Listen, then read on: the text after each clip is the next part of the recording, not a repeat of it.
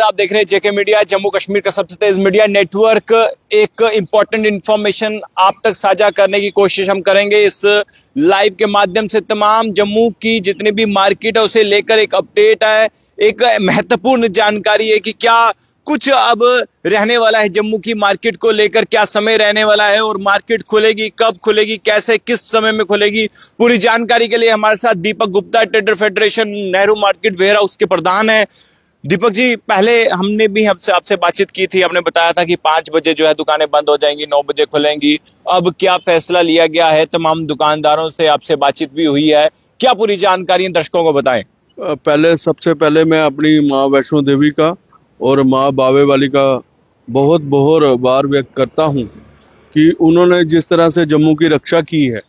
और पाकिस्तान की सोच यही रही कि हम किस तरह से जम्मू को उन्होंने फोकस बनाया। आपने देखा 4 दिन अगर बाहर रही है तो 4 दिन जो है जम्मू को ही उन्होंने फोकस बनाया, किस तरह से जम्मू को तोड़ पड़ोड़ किया जाए, जम्मू की सिविलियन के ऊपर जो है उन्होंने अटैक करने की कोशिश की है। और ये माँ भगवती थी, माँ बावे वाली थी, जिन्होंने हमारी रक्षा की और जिन्होंने हमें जम्मू के अंदर कुछ भी होने नहीं दिया।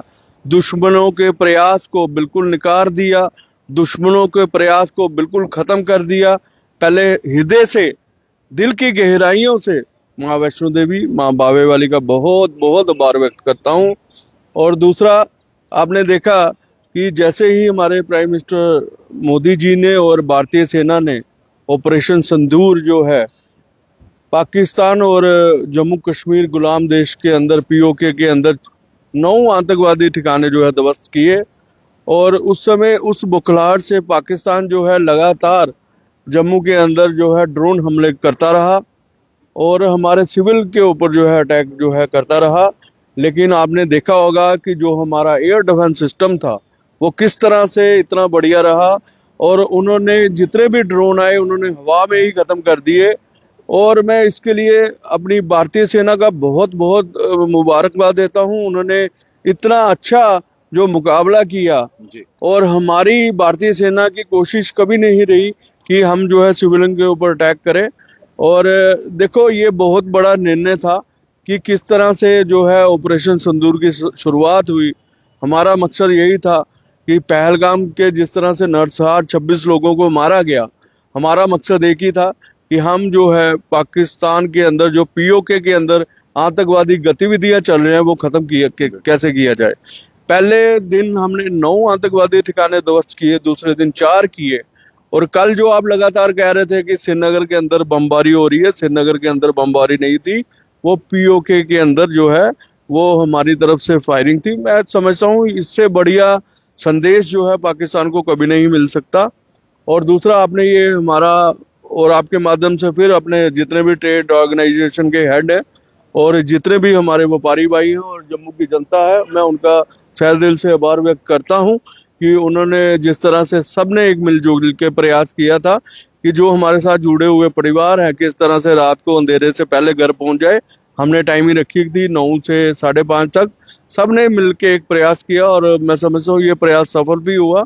और कल से जो है हमारा रूटीन में रहेगी जैसे हम पहले खोलते थे, क्योंकि अब ब्लैकआउट जो है खत्म हो चुका है और दोनों देशों के बीच जो है सीज फायर हो चुका है कि नॉर्मल कंडीशन में हम जी रहे हैं। तो कल से जो है हमारी रूटीन में ही दुकानें जो है खुलेंगी। दीपक जी, जिस तरह से सीज फायर हुआ है, लोग टिप्पणियां कर रहे हैं, लोग जो है सोशल मीडिया, मैंने देखा कि ये भी लिख रहे थे कि हमें जो है इंदिरा गांधी जी की याद आ रही है। देखो, हम ये कहेंगे कि भारतीय एक शांति प्रिय देश है और हमने पहले कभी भी शुरुआत नहीं की। शुरुआत पुलवामा में जब हुई तो उन्होंने जब पुलवामा में हमारे भारतीय सेना को गाड़ी को मारा तो फिर हमने बालाकोट सर्जिकल स्ट्राइक की। और फिर जब पहलगाम के अंदर हमारे 26 भारतीयों को मारा गया तो उसके लिए प्रधानमंत्री जी ने नाम दिया ऑपरेशन सिंदूर। और ताकि जो मेरी माताएं और बहनें के जिनके सुहाग उजड़े थे उनको सिंदूर की कीमत को पता चले। हमारा मकसद पाकिस्तान को के साथ लड़ना नहीं था, हमारे साथ मकसद ये था कि जो पीओके के अंदर आतंकवादी ठिकाने हैं वो किस तरह से खत्म हो। तो ऑपरेशन सिंदूर के तहत जो है हमने उसका बदला लिया, लेकिन पाकिस्तान ने उसका रिवॉर्ड में हमें जवाब दिया कि हमारे सिविल सोसाइटी सिविल लोग सिविलियन के ऊपर जो है अटैक किए, लेकिन हमारा डिफेंस सेक्टर जो है मजबूत था। वो उनके यानी कि पाकिस्तान के जो लोग हैं वो आतंकवादियों को सिविल कह रहे हैं। बिल्कुल, वो हमने तो आतंकवादियों को ढेर किया। हमने तो आतंकवादियों को ढेर किया, हमने तो कभी भी उनके सिविल को टच नहीं किया, लेकिन उनकी मंशा जो थी वो दूसरी थी। लेकिन हमारी भारतीय सेना ने उसको भी उखाड़ फेंक दिया। हमारे पास इतना मजबूती से डिफेंस सिस्टम था। फिर जब एक दिन हमने 9 ठिकाने ध्वस्त किए, दूसरे दिन हमने फिर उनके आतंकवादी ठिकाने ध्वस्त किए, फिर कल दोबारा किए। हमारा मकसद फिर वही था कि हमने आतंकवाद जो है पाकिस्तान को उसको कुचल देना है, तो हमने ये कर दिया। अब फिर वो घुटने टेक गया, पाकिस्तान जो है घुटने के पर पड़ गया। और सीज फायर में आपके माध्यम से ये भी पता लग रहा है कि अगर पाकिस्तान ने दोबारा कोई ऐसा मिलिटेंट अटैक किया या मिलिटेंटी एक्टिविटी की, तो भारत जो है उसको युद्ध के तौर पे मानेगा। ये बहुत बड़ी बात है, एक्ट ऑफ वॉर।